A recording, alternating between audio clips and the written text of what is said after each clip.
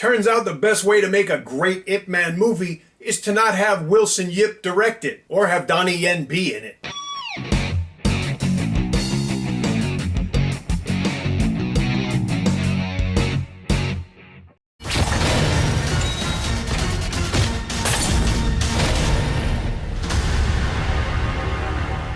Hi, welcome to the Silver Spleen. My name is Red Deutsch, and this is my review of Master Z, the Ip Man Legacy. Master Z is the fourth film in the Ip Man series, begun by Wilson Yip and Donnie Yen, but they're not involved in this movie. Master Z is written by Chan Tai Lee, who wrote all three of the Flex and Yen Ip Man movies, but I really enjoyed Master Z, so it's not the writing. Master Z is a spin-off from 2015's Ip Man 3, the film where we meet Chung Tin-chi, played by Max Zhang. He was in SPL 2 from the same year, looking incredibly dapper while fighting in a suit in an unair-conditioned Thai prison. I don't know how he did it, but he looked fabulous. He was also in 2017's The Brink. But in addition to being a very impressive martial artist, Max Zhang is also a very good actor. He has screen presence and charisma. He's fun to watch even when he's not hitting people. He's dramatically convincing. Not everyone is.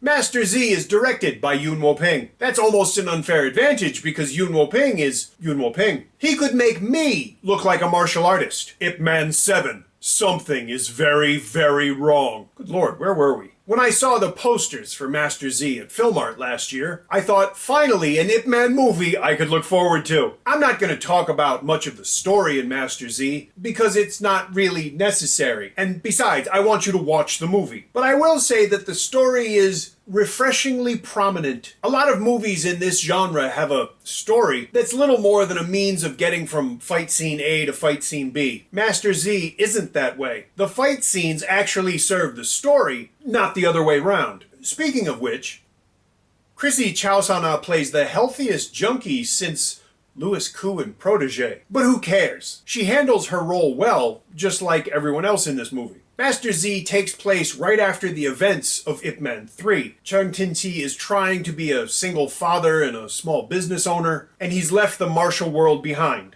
Cue Al Pacino. Just when I thought I was out, they pulled me back in.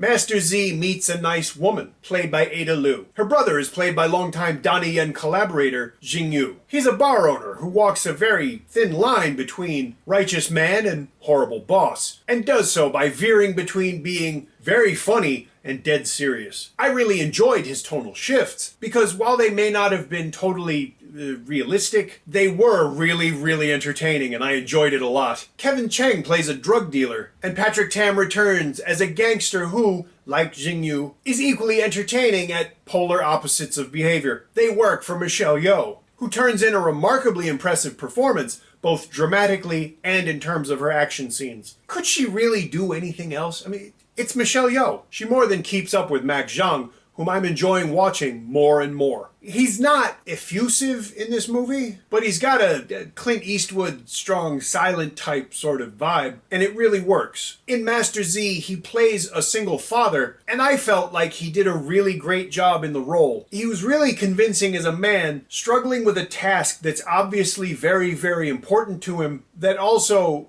confuses and scares the hell out of him. He spent his whole life, training in martial arts, not single parenthood. One of the reasons I generally dislike Donnie Yen's Ip Man films, as well as a lot of his other ones, is because of the way the bad guys are portrayed. I don't want to beat a dead horse, but then again, a lot of you little pink boneheads still haven't gotten the memo. I don't have a problem with the bad guys being white. I have a problem with the way they're portrayed, yelling their dialogue and otherwise being cartoons. That does happen a little bit in Master Z, though my friend said it may not be the direction as much as a certain actor's utter dearth of ability. But in general, and thankfully, the evil gets spread around, and not all the white people in this movie sound like they're deaf Tourette's sufferers. In a continuing trend that I started to notice around Wolf Warrior 2, Chinese movies are starting to employ actual Western actors, not just some random, stuntman with a dream. Dave Bautista plays the bad guy in Master Z, and what a difference an actor makes. Sure, some of his dialogue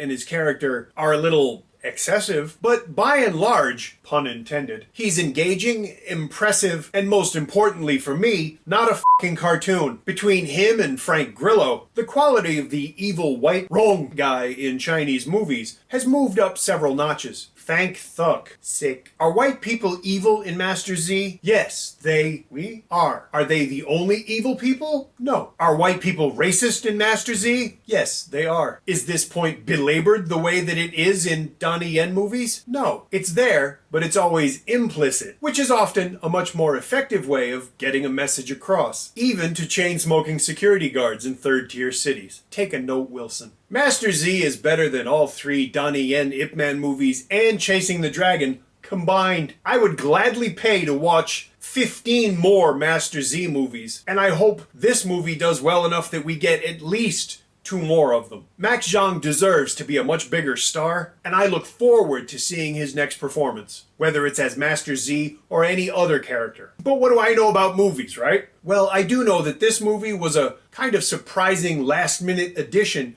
to my best films of 2018. Go and watch it. If you get a chance, go watch this movie in the cinema. It's a lot of fun to watch. There's a lot of really great people involved. Tony Jaa is in it, but it's really just a glorified cameo. It's unfortunate. But I think you'd really enjoy it because I certainly did. And as long as we're talking about enjoyment, wouldn't it make you happy if you gave me just $1 a month? That's possible through the miracle of Patreon. And that way, maybe I could get some better equipment because you know what? It's been 5 years. And no, I'm not shooting these videos on my iPhone anymore, but quite honestly, let's face it, I need actual lights and an actual camera and an actual microphone. Think about how much better that would make my complaining. All right, even I admit that sounded weird, but please, just think about it, okay? If you enjoyed my review, please let me know. If you didn't, let me know. If you enjoy the channel, please subscribe. Thank you for watching.